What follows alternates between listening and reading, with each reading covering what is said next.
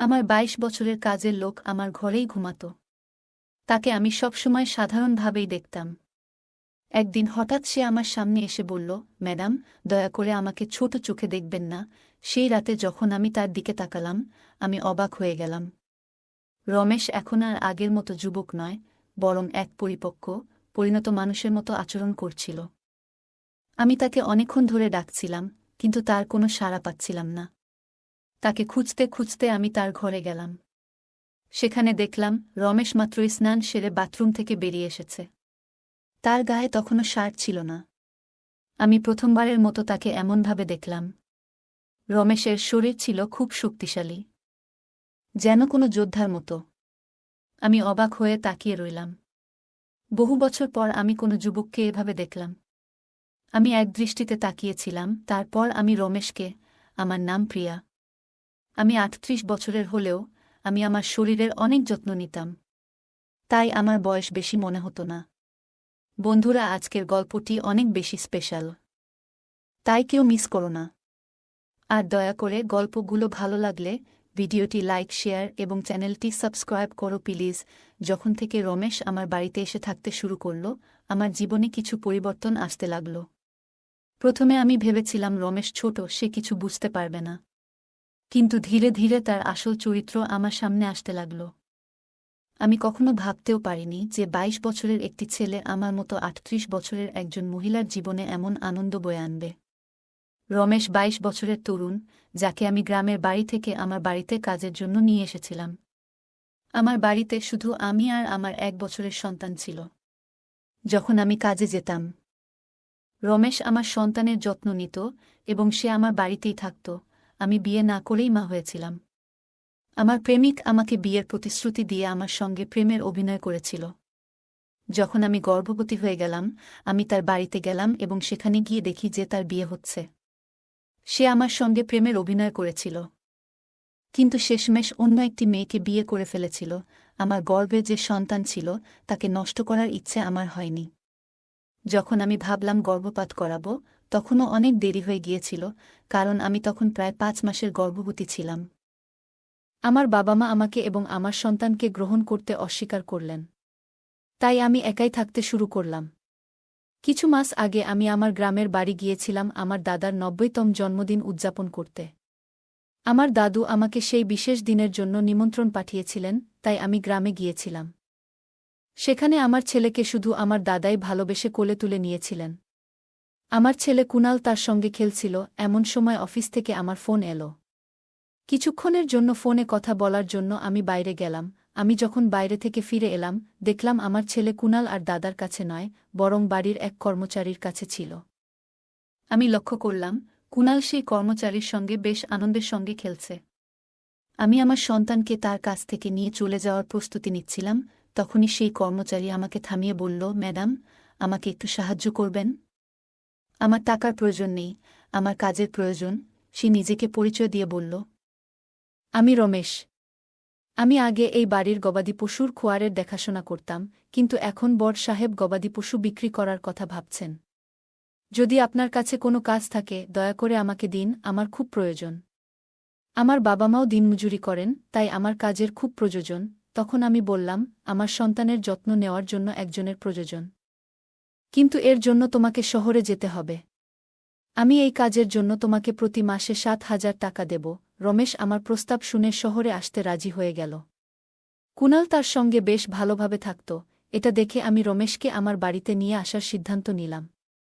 রমেশ তখন থেকেই আমার বাড়িতে থাকত। সে বলেছিল প্রতি ৪ মাস পরপর যখন কিছু টাকা জমা হবে, তখন সে তার গ্রামে ফিরে যাবে। রমেশ সারা দিন আমার সন্তানের যত্ন নিত এবং ঘরের কাজে আমাকে সাহায্য করত। ১ মাস হয়ে গেছে রমেশ আমাদের বাড়িতে এসেছে, আর এই ১ মাসে সে নিজের কাজকে খুবই আন্তরিকতার সঙ্গে করেছে। তাকে আমার খুবই ভালো লাগত। রমেশের যত্নে আমার সন্তানের স্বাস্থ্যের উন্নতি হতে শুরু করেছিল এবং আমি অবাক হয়ে দেখলাম যে আমার ছেলে কুনাল, যে আমাকে আগে অনেক বিরক্ত করত, এখন রমেশের হাত থেকে খুব ভালোভাবে খাবার খাচ্ছে। আমি রমেশকে আমার বাড়িতে থাকার জন্য একটি আলাদা ঘর দিয়েছিলাম। একদিন রাতে আমার ছেলে খুব কাঁদছিল এবং কিছুতেই থামছিল না। তার কান্নার শব্দ শুনে রমেশ আমার ঘরে এসে কুনালকে আমার কাছ থেকে নিয়ে নিল। রমেশের কাছে যেতেই আমার ছেলে কুনাল একদম শান্ত হয়ে গেল। রাত অনেক হয়ে গিয়েছিল, কুনাল রমেশকে ছেড়ে দিতে চাইছিল না, তাই আমি রমেশকে আমার ঘরেই থেকে যাওয়ার জন্য বললাম। সেদিন আমি অনেক সুন্দর একটি পোশাক পরেছিলাম। সে আমার কথায় রাজি হয়ে গেল। সকালে আমি ঘুম থেকে উঠলাম, তখন দেখি কুনাল রমেশকে জড়িয়ে ধরে ঘুমাচ্ছে। সেই দৃশ্য দেখে আমার মনে হল, রমেশ সত্যিই আমার সন্তানের জন্য একজন আদর্শ দেখাশোনাকারী হয়ে উঠেছে। সেই রাতের পর থেকে রমেশ কুনালের জন্য আমার ঘরেই থাকতে শুরু করল। রমেশ আসার পর সবকিছু ঠিকঠাক চলছিল, আর তার কাজের প্রতি আন্তরিকতা দেখে আমি বেশ খুশি ছিলাম। ছুটির দিনে আমি রমেশকে নিয়ে শপিং মলে গেলাম। সেখানে আমি তার জন্য সুন্দর কিছু পোশাক কিনলাম এবং সেলুনে গিয়ে তার নতুন হেয়ার স্টাইল করিয়ে দিলাম। রমেশ দেখতে ভালো ছিল, কিন্তু সে সবসময় খুব সাধারণভাবে থাকত। সেদিন আমি তার পুরো লুকটাই বদলে দিয়েছিলাম। নতুন রূপে রমেশকে দেখে আমি নিজেই বিশ্বাস করতে পারছিলাম না যে কাল পর্যন্ত যে একজন সাধারণ কর্মচারী ছিল, সে এতটা স্মার্ট এবং আকর্ষণীয় লাগতে পারে। শপিং মল থেকে আমরা যখন বাড়ি ফিরলাম, কুনাল ঘুমিয়ে পড়েছিল। আমি তাকে তার ঘরে নিয়ে বিছানায় শুইয়ে দিলাম এবং পানি আনতে বাইরে যেতে লাগলাম। ঠিক তখনই রমেশ আমার জন্য পানি নিয়ে এলো। আমি পানি খেয়ে গ্লাসটা রেখে দিলাম, আর লক্ষ্য করলাম রমেশ আমাকে তখন থেকেই এক দৃষ্টিতে দেখছিল। হঠাৎ করেই সে আমাকে আলতো করে জড়িয়ে ধরল। অনেক বছর পর কোনো পুরুষের আলিঙ্গন পেলাম, আমি অবাক হয়ে তাকে দূরে সরিয়ে দিলাম। তখন রমেশ বলল, ম্যাডাম, আজ আপনার জন্যই আমি প্রথমবারের মতো নিজেকে ভালোবাসতে শিখেছি। জীবন সত্যিই সুন্দর, শুধু সেটাকে কিভাবে উপভোগ করতে হয় তা জানা দরকার। আজ আপনি আমাকে সম্পূর্ণ বদলে দিয়ে আমার উপর অনেক বড় অনুগ্রহ করেছেন। সত্যিই আমি এখন অনেক ভালো লাগছি। রমেশের মুখে সেই আনন্দের হাসি দেখে আমিও খুশি হয়ে গেলাম। কারণ কোনো গরিবের উপকার করতে আমার অনেক ভালো লাগে। পরের দিন থেকেই রমেশ খুব পরিপাটি ও সুশৃঙ্খলভাবে থাকতে শুরু করল। সে মাত্র ২২ বছরের হলেও গ্রামের ছেলে হওয়ার কারণে তার শারীরিক গঠন ছিল মজবুত। সে প্রতিদিন বাড়িতেই শরীরচর্চা করত, আর তার উচ্চতাও বেশ ভালো ছিল। একদিন আমি তার পড়াশোনা সম্পর্কে জানতে চাইলে সে বলল, এখন আর তার পড়াশোনায় মন নেই। প্রতিদিন সকালে অফিসে যাওয়ার আগে আমি আমার সন্তানের প্রতি ভালোবাসা প্রকাশ করতাম। আজ সকালে অফিসে যাওয়ার আগে যখন আমি আমার ছেলে কুনালকে আদর করতে গেলাম, দেখি সে রমেশের কোলে বসে আছে। হঠাৎ আমার ছেলে কুনাল মুখটা ঘুরিয়ে নেয়, আর আমার ঠোঁট অজান্তে রমেশের গালে স্পর্শ করে। আমি কিছুটা অপ্রস্তুত হয়ে পড়েছিলাম এবং দ্রুত রমেশের কাছে ক্ষমা চাইলাম। ঘটনাটি আমাকে অস্বস্তিতে ফেলে দিলেও রমেশ বিষয়টি সহজভাবে গ্রহণ করল। আমি তখন রমেশের কাছে ক্ষমা চেয়ে অফিসে চলে গেলাম। সন্ধ্যায় যখন বাড়ি ফিরলাম, তখনও আমি রমেশের চোখে চোখ রাখতে পারছিলাম না। রমেশ কুনালকে খাইয়ে ঘুম পাড়িয়ে দিয়েছিল, তারপর আমরা একসঙ্গে রাতের খাবার খেয়ে নিলাম। খাওয়ার পর আমি আমার ঘরে গিয়ে ওষুধ খেতে লাগলাম, কারণ আমার মাইগ্রেনের সমস্যা ছিল। ওষুধ খাওয়ার পরও আমার মাথার ব্যথা কমছিল না, তাই আমি মাথা ধরে বসেছিলাম। কিছুক্ষণ পর রমেশ ঘরে এলো। আমাকে এমন অবস্থায় দেখে সে জানতে চাইল কি হয়েছে। আমি বলার পর সে আমার মাথায় ধীরে ধীরে মালিশ করতে শুরু করল। রমেশ এর মালিশে আমার মাথার ব্যথা ধীরে ধীরে কমতে শুরু করল, আর আমি আস্তে আস্তে গভীর ঘুমে ডুবে গেলাম। সেই রাতে আমার ঘুম খুবই ভালো হয়েছিল। পরের দিন আমাদের অফিসে ট্র্যাডিশনাল ডে উদযাপন ছিল। আমি ঠিক করেছিলাম যে সেদিন গুজরাটি পোশাকে সাজব। আমি ঘাঘরা পরেছিলাম, কিন্তু স্কার্টের গিট বাঁধতে গিয়ে বেশ অসুবিধায় পড়েছিলাম। আমার কোনো সহায়তা ছিল না, তাই আমি ঘরে কাজ করা রমেশকে ডেকে গিট বাঁধতে বললাম। গিট বাঁধার সময় তার হাত আমার পিঠের উপর দিয়ে স্পর্শ করছিল। আমি বিষয়টাকে গুরুত্ব দেইনি, কারণ তখন আমার কাছে আর কোনো উপায় ছিল না। প্রস্তুত হয়ে যখন আমি বের হতে যাচ্ছিলাম, তখন রমেশ আমাকে থামিয়ে দিল। রমেশ ঘর থেকে কাজল নিয়ে এসে আমার কানের পেছনে লাগিয়ে বলল, ম্যাডাম, এখন আপনাকে আর কেউ নজর দিতে পারবে না। আপনি সত্যিই খুব সুন্দর লাগছেন। আপনি এমনিতেই অনেক সুন্দর, আর আজকে আরও সুন্দর লাগছেন। তার কথা শুনে আমি হেসে ফেললাম এবং বাইরে বেরিয়ে পড়লাম। সেদিন সন্ধ্যায় যখন আমি বাড়ি ফিরলাম, তখন আমার সঙ্গে আমার এক বান্ধবী এবং তার বন্ধু ছিল। রমেশ সেদিন অসাধারণ খাবার তৈরি করেছিল। আমার বান্ধবী পরের ৪ দিন আমার বাড়িতে থাকার সিদ্ধান্ত নিয়েছিল, আর তার বন্ধু আমাদের সঙ্গে পরের ৩ দিন ছিল। পরের দিন রাতে রমেশ খাবার তৈরি করে আমার বান্ধবী তানিয়া এবং তার বন্ধুকে ডেকে খেতে বলল, কিন্তু তারা নিজেদের ঘরে বসে পানীয় খাচ্ছিল। তানিয়া অনেকটাই পান করে ফেলেছিল এবং খাওয়া ছাড়াই ঘুমিয়ে পড়েছিল, আর তার বন্ধু সুনীল আমাদের সঙ্গে খাবার টেবিলে বসে খেতে শুরু করল। সুনীল আমাকে উদ্দেশ্য করে বলল, প্রিয়া, তুমি তো তানিয়ার থেকেও সুন্দর। সুনীলের কথায় রমেশ তার দিকে রাগী দৃষ্টিতে তাকাল এবং খাওয়া শেষ করে নিজের ঘরে চলে গেল। সুনীলে চলে যাওয়ার পর সে আমার কাছে এসে বলল, ম্যাডাম, আপনার এই ধরনের বন্ধুরা আমার ভালো লাগছে না। তখন আমি রমেশকে ধমক দিয়ে বললাম, আমি তোকে পরিবারের সদস্যের মতো মনে করি, এর মানে এই নয় যে তুই আমার অতিথিদের নিয়ে কিছু বলবি। তোর কাজ হচ্ছে বাড়িতে আসা অতিথিদের সেবা করা, তুই শুধু সেটাই করবি। আমাকে শেখানোর চেষ্টা করার দরকার নেই। আমি আমার ঘরে চলে গেলাম। যদিও আমি রমেশকে ধমক দিয়েছিলাম, তবুও সে আমার জন্য পানি নিয়ে এলো। আমি আমার ওষুধ খেয়ে পানি পান করে শুয়ে পড়লাম।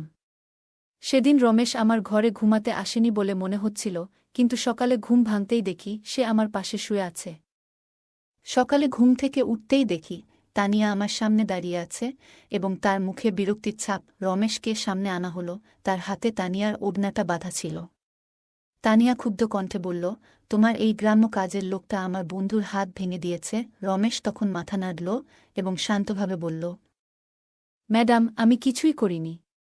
রাতে সুনীল সাহেব মদ্যপ অবস্থায় ছিলেন, সম্ভবত তার ভারসাম্য হারিয়ে পড়ে গিয়েছিলেন। আমি তো সুনীল সাহেবের উপর হাত তুলতে যাব কেন?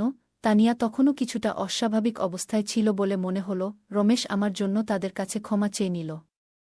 তানিয়া ও সুনীল তখন সেখান থেকে চলে গেলেন এবং রমেশ আমার কাছেও ক্ষমা চাইতে শুরু করল। আমি জানতাম রমেশ কোনো ভুল করেনি। আজ আমি ছুটি নিয়েছিলাম কারণ কয়েকদিন ধরে আমি খুব ব্যস্ত ছিলাম। তাই ভাবলাম আজ একটু নিজেকে সময় দেব। সকালে নাশতা করার পর আবারও 1 ঘন্টার জন্য ঘুমিয়ে পড়লাম। রামার ছেলে কুনালও আমার সঙ্গে ঘুমিয়ে পড়েছিল। ঘুম থেকে উঠে মনে হলো 1 কাপ চা খুব দরকার। আমি রমেশকে ডেকে চা বানানোর জন্য বললাম। আমি তাকে অনেকক্ষণ ধরে ডাকছিলাম, কিন্তু তার কোনো সাড়া পাচ্ছিলাম না। তাকে খুঁজতে খুঁজতে আমি তার ঘরে গেলাম। সেখানে দেখলাম রমেশ মাত্রই স্নান সেরে বাথরুম থেকে বেরিয়ে এসেছে। তার গায়ে তখনও শার্ট ছিল না। আমি প্রথমবারের মতো তাকে এমনভাবে দেখলাম। রমেশের শরীর ছিল খুব শক্তিশালী, যেন কোনো যোদ্ধার মতো। আমি অবাক হয়ে তাকিয়ে রইলাম। বহু বছর পর আমি কোনো যুবককে এভাবে খালি শরীরে দেখলাম। আমি এক দৃষ্টিতে তাকিয়েছিলাম, আমার যেন হুঁশ ছিল না। এই মুহূর্তে রমেশ আমাকে ডাক দিল। তখন দেখি সে শার্ট পরে আমার সামনে দাঁড়িয়ে আছে, কিন্তু আমি তখনও তাকিয়ে আছি, যেন আমার মনোযোগ ছিল অন্য কোথাও। রমেশ আমার চোখের সামনে হাতের চুটকি বাজালো। আমি হুঁশে ফিরলাম। তাকে বললাম, আমার জন্য 1 কাপ চা বানিয়ে দাও। আজকের দিনটা আমি নিজের জন্য একটু আলাদা করে রেখেছিলাম। তাই দুপুরবেলা নিজের ঘরে বসে রিল্যাক্স করার জন্য ত্বকের যত্ন নিচ্ছিলাম। আমি তখন শর্টস আর গাউন পরেছিলাম এবং আমার পায়ের ওয়াক্সিং করছিলাম। ওয়াক্সিং করার সময় একটু বেশি গরম ওয়াক্স পায়ে পড়ে যায়, যার ফলে পা পুড়ে যায়। ব্যথায় আমার মুখ দিয়ে শব্দ বেরিয়ে গেল। আমার ব্যথার শব্দ শুনে রমেশ দ্রুত ঘরে আসে। সে এসে পায়ের পুড়ে যাওয়া অংশ থেকে গরম ওয়াক্স সরিয়ে দেয় এবং সেখানে সাবধানে ক্রিম লাগিয়ে দেয়। তার সাহায্য আমার পায়ে স্বস্তি এনে দেয়, যদিও তার স্পর্শের কারণে আমি কিছুটা অস্বস্তি বোধ করছিলাম। রমেশ ও আমি ঘরের কিছু কাজ করছিলাম, কিন্তু আমার মধ্যে তখন কিছু অনুভূতি তৈরি হচ্ছিল যা বোঝানো কঠিন। হঠাৎ রমেশের চোখ আমার দিকে পড়তেই আমি ব্যথার কারণে আবার একটু কুঁকিয়ে উঠলাম। রমেশ চিন্তিত মুখে বলল, ম্যাডাম, আপনি এখন বিশ্রাম নিন। বাকি যা দরকার আমাকে বলুন, আমি সব ঠিক করে দেব। আমি তাকে আমার পায়ের বাকি অংশের ওয়াক্সিং করার জন্য বললাম। রমেশ আমার কথা মতো কাজ করল, এমনকি আমার মুখেও হালকা ম্যাসাজ করে দিল। তার স্পর্শে আমি বেশ আরাম বোধ করলাম। আজকের ছুটির দিনটা আমার জন্য বেশ শান্তিপূর্ণ ছিল। রমেশ সত্যিই সব দিক থেকেই নিখুঁত ছিল, কোনো কাজই তার জন্য কঠিন মনে হতো না। আজকে রাত নামতেই আমি তাকে আমার ঘরে না থাকার জন্য অনুরোধ করলাম। দিনের বেলায় আমি ঘরে থাকি না, তাই অন্তত রাতটা আমি আমার সন্তানের সঙ্গে একান্তে কাটাতে চেয়েছিলাম। প্রতিবার রমেশ ঘরে থাকা আমার পছন্দ হতো না, তাই আজ রাতে তাকে অন্য ঘরে থাকার জন্য বললাম। দিনগুলো এভাবেই চলতে থাকল। কিছুদিন রমেশ ছাড়া আমার ছেলে কুনাল রাতে ঘুমাতে পারত না। কিন্তু ধীরে ধীরে সে কান্না বন্ধ করল। এদিকে আমি নিজেও কিছু পরিবর্তন অনুভব করতে শুরু করলাম। প্রতিদিন সকালে ঘুম থেকে উঠলেই শরীর ভারী লাগতে শুরু করল। হঠাৎ এই পরিবর্তন কেন হচ্ছে তা বুঝতে পারছিলাম না। আমার শরীরের যন্ত্রণা এতটাই বেড়ে গিয়েছিল যে বিছানা থেকে ওঠারও ইচ্ছা থাকত না। তাই আমি অফিস থেকে 1 সপ্তাহের ছুটি নিয়ে নিলাম, যেন কিছুটা বিশ্রাম নিয়ে সুস্থ হয়ে উঠতে পারি। এই সময়ে কুণাল প্রায় পুরোটা সময় রমেশের সঙ্গে কাটাচ্ছিল। মাঝে মাঝে আমার ছেলের খিদে পেলে কুণালকে আমার কাছে নিয়ে আসত। আজ আমি আমার কোমর ধরে বসেছিলাম। রাতের বেলায় রমেশ এক গ্লাস পানি নিয়ে আমার ঘরে আসে। আমার কোমরের উপর হাত দেখে সে বুঝে গেল আমার কোমরে খুব ব্যথা হচ্ছে। রমেশ বলল, ম্যাডাম, যদি আপনার কোনো আপত্তি না থাকে আমি আপনার কোমরে একটু মালিশ করে দিতে পারি। আমার কোমরের ব্যথা এতটাই তীব্র ছিল যে আমি তার প্রস্তাবে রাজি হয়ে গেলাম। মালিশ শুরু করার আগে আমি ঘরের বড় লাইট বন্ধ করে ছোট্ট জিরো বাল্বটা জ্বালিয়ে দিলাম, যেন পরিবেশটা আরও শান্তিপূর্ণ হয়। রমেশ যখন কোমরে হালকা চাপ দিয়ে মালিশ করছিল আমি বেশ স্বস্তি অনুভব করছিলাম। মালিশ শেষ হওয়ার পর মনে হলো যেন আমার ব্যথা একেবারে হাওয়ায় মিলিয়ে গেল। মালিশ করার সময় রমেশ আমাকে জিজ্ঞেস করল, ম্যাডাম, আপনার কি কখনো কুণালের বাবাকে মনে পড়ে না? আপনি এত সুন্দর এবং তরুণী হয়ে একা কেন? তার প্রশ্নের কোনো সঠিক উত্তর আমার কাছে ছিল না। আমি শুধু বললাম, হয়তো এই প্রশ্নের উত্তর আমার কাছেও নেই। সেই মুহূর্তে কথোপকথনটা শেষ হয়ে গেল। রমেশের মালিশে আমার এত ভালো লাগলো যে আমি গভীর ঘুমে তলিয়ে গেলাম। 2 দিন পর এমন একটা দিন আসলো যেদিন আমি আমার প্রিয়জনের সঙ্গে প্রথম দেখা হয়েছিল। সেই দিনটা শেষমেশ এসে গেল। সারাদিন আমি নিজেকে কোনো না কোনো কাজে ব্যস্ত রাখার চেষ্টা করলাম যাতে তার কথা আমার মনে না আসে। কিন্তু রাতের অন্ধকারে তার কথা খুব মনে পড়ছিল। সে এখন আমার সঙ্গে নেই, তবে সে আমার সন্তানের বাবা। কুণালকে দেখলেই প্রতিদিন তার কথা মনে পড়ে। আজ আমি আর আমার আবেগ ধরে রাখতে পারলাম না। ঘরে বসে হঠাৎ কান্নায় ভেঙে পড়লাম। আমার ছেলে আমার পাশে ঘুমাচ্ছিল, কিন্তু তখন আমি সেটাও খেয়াল করিনি। আজ এমনকি আমি আমার ওষুধও খেতে ভুলে গিয়েছিলাম।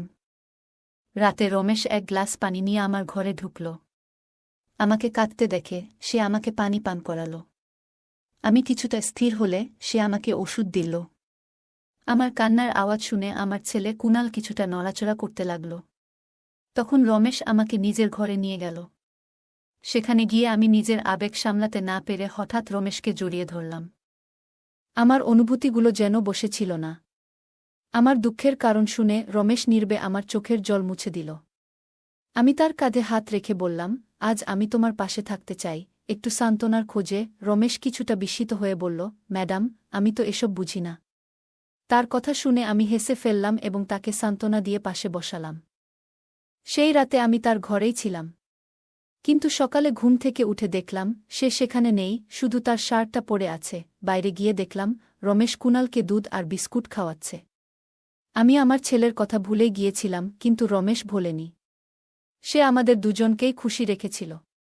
রাতের ক্লান্তির কারণে আমি সকালে বেশ দেরি করে উঠেছিলাম। সারাদিন রমেশ আমার সঙ্গে চোখ মিলায়নি। আজ আমার বন্ধু তানিয়া আমার সঙ্গে দেখা করতে এলো। সে রমেশের দিকে একবারও তাকায়নি। রমেশ এসে তাকে পানি দিল এবং তারপর চুপচাপ ঘর থেকে বেরিয়ে গেল। কিছুক্ষণ কথা বলার পর তানিয়া চলে যাওয়ার জন্য তৈরি হল। যাওয়ার সময় সে বলল, যত দ্রুত সম্ভব তোমার কাজের ছেলেটাকে এখান থেকে বিদায় করে দাও। বাইরে থেকে যতটা সরল মনে হয় সে আসলে ততটা সরল নয়। তানিয়ার কথাটা আমি তেমন গুরুত্ব দিলাম না। রোজকার মতোই রাতের খাবার শেষে রমেশ আমার ঘরে এক গ্লাস পানি নিয়ে এলো। সে কুণালকে ঘুম পাড়িয়ে দিয়েছিল। আজ কুণাল হলঘরে দোলনায় ঘুমাচ্ছিল আর রমেশ তার দেখভাল করছিল। আমি ঘরের লাইট বন্ধ করে ঘুমিয়ে পড়লাম। কিছুক্ষণ পরে কুণাল কাদার শব্দে আমার ঘুম ভাঙল। আমি উঠতে যাচ্ছিলাম, তখনই তার কান্নার আওয়াজ হঠাৎ থেমে গেল। তারপর আমি আমার ঘরের দরজা খোলার একটা শব্দ শুনতে পেলাম। আমি চুপচাপ লক্ষ্য করছিলাম। রমেশ আমার ঘরে ঢুকল। সে ধীরে ধীরে আমার কাছে এসে দেখার চেষ্টা করছিল আমি ঘুমিয়ে আছি কিনা। এরপর সে আমার মোবাইলটা তুলে নিল। তার এই কার্যকলাপ দেখে আমি দ্রুত লাইট জ্বালিয়ে দিলাম। আমাকে জেগে থাকতে দেখে রমেশ হতভম্ব হয়ে গেল। আমি তার হাত থেকে মোবাইলটা কেড়ে নিলাম এবং জিজ্ঞেস করলাম, রমেশ, এ কি করছ? এত রাতে তুমি এখানে কি করছ? সে কিছু না বলেই চলে যাওয়ার চেষ্টা করল, কিন্তু আমি তাকে এত সহজে ছেড়ে দেওয়ার ইচ্ছা করিনি। আমি তাকে তার সেই ভিডিও দেখালাম যেখানে তানিয়া একদিন এসে আমাকে একটা ভিডিও দেখালো। যেটা তার বয়ফ্রেন্ড সুনীলের সঙ্গে রমেশের মারপিটের দৃশ্য ছিল। সেদিন সুনীল এর মোবাইলের ক্যামেরা ভুলবশত চালু ছিল এবং সেই ঘটনাটা পুরোপুরি রেকর্ড হয়ে যায়। সেই ভিডিও দেখার পর থেকেই আমি রমেশের উপর নজর রাখছিলাম। আমি রমেশকে ডেকে বললাম, রমেশ, তুমি মিথ্যে কেন বললে? কেন সুনীল এর উপর হাত তুলেছিলে? রমেশ একটু থেমে বলল, যে কেউ আপনাকে ক্ষতি করার চেষ্টা করবে তার সঙ্গে আমি এমনই করব। ম্যাডাম, সেদিন রাতে সুনীল মদ্যপ অবস্থায় আপনার ঘরে ঢুকেছিল আর সে আপনার সাথে খারাপ ব্যবহার করতে চেষ্টা করছিল। এজন্যই আমি তার উপর হাত তুলেছিলাম। রমেশের কথা শুনে আমি অবাক হয়ে বললাম। আমি বললাম, ঠিক আছে, আমি তোমার কথা মেনে নিচ্ছি, কিন্তু তুমি আমার পানিতে ঘুমের ওষুধ কেন মেশাচ্ছিলে? আজ আমি নিজেই দেখেছি তুমি আমার পানিতে ওষুধ মিশিয়েছিলে। তোমার নজর আমার উপর ছিল, আর যেটা তুমি চেয়েছিলে সেটা আমি তোমাকে দিয়েছি। এখন তোমার কাজ শেষ, তুমি তোমার গ্রামে ফিরে যাও। আমার কথা শুনে রমেশ বলল, ম্যাডাম, আপনি যা ভাবছেন সেটা মোটেও ঠিক নয়। গত রাতে আমি কিছুই ভুল করিনি। হ্যাঁ, আমি আপনার পানিতে ঘুমের ওষুধ মেশাই যাতে আপনি ঘুমিয়ে পড়েন, কিন্তু আমি আপনার সঙ্গে কিছুই করতে চাইনি। কয়েকদিন আগে রাতে আমি আপনাকে ফোনে কথা বলতে দেখেছিলাম। আমি বুঝতে পেরেছিলাম আপনি আবারও আপনার সেই প্রেমিকের সঙ্গে দেখা করার পরিকল্পনা করছেন, এবং সেই দেখা আপনার নিজের বাড়িতেই হওয়ার কথা ছিল। আমি এটা আটকাতে চেয়েছিলাম, কারণ সেই ব্যক্তি এখনও আপনাকে প্রতারণা করছে। সে আপনাকে মিথ্যে কথা বলছে। সে আপনাকে ধোঁকা দিচ্ছে, আর তার লক্ষ্য আপনার সন্তানকে আপনার কাছ থেকে দূরে নিয়ে যাওয়া। তার স্ত্রী সন্তান ধারণ করতে পারে না, তাই সে আপনার কাছাকাছি আসতে চাচ্ছে। সে তার স্ত্রীকে তালাক দেয়নি, আর এসব কথাই সে আপনাকে গোপন করেছে। আমি বিস্মিত হয়ে রমেশকে জিজ্ঞেস করলাম, রমেশ, তুমি এসব জানলে কিভাবে? তুমি কে? এসব তথ্য তুমি পেলে কোথা থেকে? রমেশ উত্তরে বলল, আপনার বাবা সাহেব আমাকে আপনার ছবি দেখিয়েছিলেন। রমেশ বলল, প্রথমবার আপনাকে দেখে খুব ভালো লেগেছিল, কিন্তু আপনার বাবা সাহেব বলেছিলেন যে আপনি বিয়ে করতে চান না। তখনই আমরা দুজনে মিলে একটা পরিকল্পনা করি, আপনার জীবনে জায়গা করে নেওয়ার জন্য আমি এখানে এসেছিলাম। তবে এখানে আসার পর দেখলাম অনেকেই আপনাকে ভুল উদ্দেশ্যে কাছে টানতে চাইছে। তখন থেকেই আমি আপনার সুরক্ষা করা শুরু করি। রমেশ আসলে 22 বছর বয়সী ছিল না। আমার প্রথম সন্দেহ ঠিকই ছিল। সে 30 বছর বয়সী এবং একটি ভালো চাকরি করত। আমার ভালোবাসা জয় করতে সে এত চেষ্টা করেছিল। রমেশ যা বলেছিল সবই সত্যি ছিল। সে আমার প্রেমিক সম্পর্কে যা কিছু বলেছিল তার সবকিছুই সঠিক প্রমাণিত হয়েছে। রমেশের মতো একজন সৎ জীবনসঙ্গী এবং আমার সন্তানের জন্য একজন দায়িত্বশীল বাবা পাওয়া আমার জন্য সত্যিই বড় সৌভাগ্যের ব্যাপার। আমি আমার পুরনো প্রেমিকের প্রতারণা থেকে বেঁচে গেছি। আজ আমি রমেশ, যার আসল নাম বিজয়, তার সঙ্গে খুব সুখী। সে আমাকে এবং আমার সন্তানকে অনেক ভালোবাসে। আমার বাবা সাহেবের কারণেই আজ আমি আমার নতুন পরিবার শুরু করতে পেরেছি। রমেশের মতো একজন জীবনসঙ্গী পাওয়া আমার জন্য সত্যিই আশীর্বাদ। বন্ধুরা, যারা সত্যিকারের ভালোবাসে তারা কখনো কোনো কঠিন সময়ে আপনাকে ছেড়ে যাবে না। সম্পর্ক টিকিয়ে রাখার জন্য কোনো কারণের প্রয়োজন হয় না, কিন্তু সম্পর্ক ভাঙার জন্য একটা অজুহাতই যথেষ্ট। এই ছিল আজকের আমাদের ছোট্ট গল্প। গল্পটা কেমন লাগলো জানাতে ভুলবে না। আরও মজার মজার রোমান্টিক গল্প শুনতে চাইলে ভিডিওটি লাইক, শেয়ার এবং চ্যানেলটি সাবস্ক্রাইব করতে এবং বেল আইকনটি ক্লিক করতে ভুলবে না। ধন্যবাদ।